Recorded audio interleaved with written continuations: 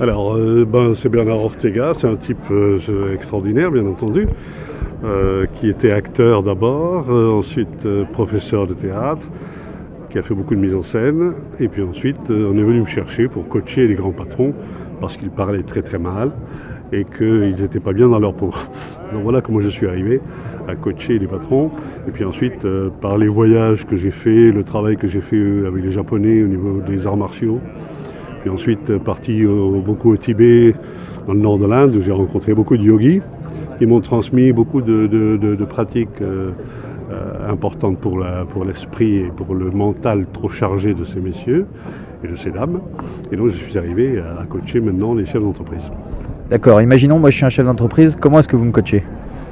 Je regarde d'abord vos yeux, mais les vôtres qui sont super, et votre mental semble à peu près dégagé. Donc ceux qui viennent me voir, c'est qu'ils sont prêts, on ne va pas dire du burn-out, parce que justement le burn-out c'est trop tard. Enfin ils ont conscience quand même que de par leur responsabilité aujourd'hui, comme nous le savons, ils sont obligés aussi de s'occuper d'eux-mêmes. Parce que quand on est responsable d'une grande famille, on fait attention à soi.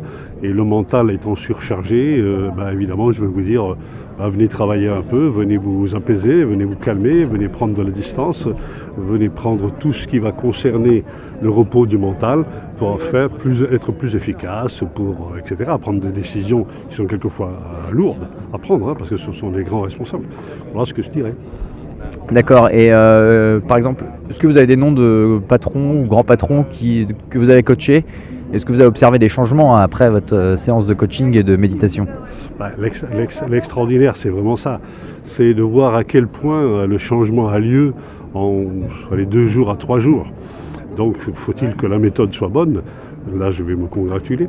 Mais en même temps, faut-il que les gens en face de soi arrivent à comprendre la disponibilité qu'ils doivent avoir et puis les ressources qu'ils ont à l'intérieur qui n'apparaissent plus étant donné qu'ils sont surchargés. Donc c'est quand même un gros effort qu'ils doivent faire et c'est là où il faut dire bravo, parce que ces gens-là pourraient ne pas penser à ce genre de choses, comme par exemple ces sujets sur la méditation qui commencent quand même à s'ouvrir en France, il était temps, pour prendre conscience qu'en effet c'est un facteur aujourd'hui déterminant pour manager soi avant ses équipes.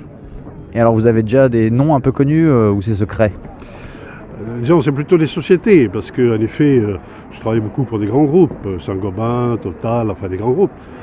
Mais c'est évident qu'il y a encore aujourd'hui, une certaine pudeur, parce que travailler sur ce genre de choses, cela arrive, puisque la preuve, d'autres télévisions sont venues quand même filmer, ce qui veut dire que maintenant on commence à s'ouvrir à cela et ne pas penser que c'est quelque chose de bizarre, un peu abstrait, mais que la méditation est une technique, et ce sont des techniques, c'est surtout ça qu'il faut voir, ce sont des outils pour être mieux performant, pour vivre mieux. Donc, bien évidemment, on ne va pas dire des noms, et c'est évident, mais on fait des grands patrons.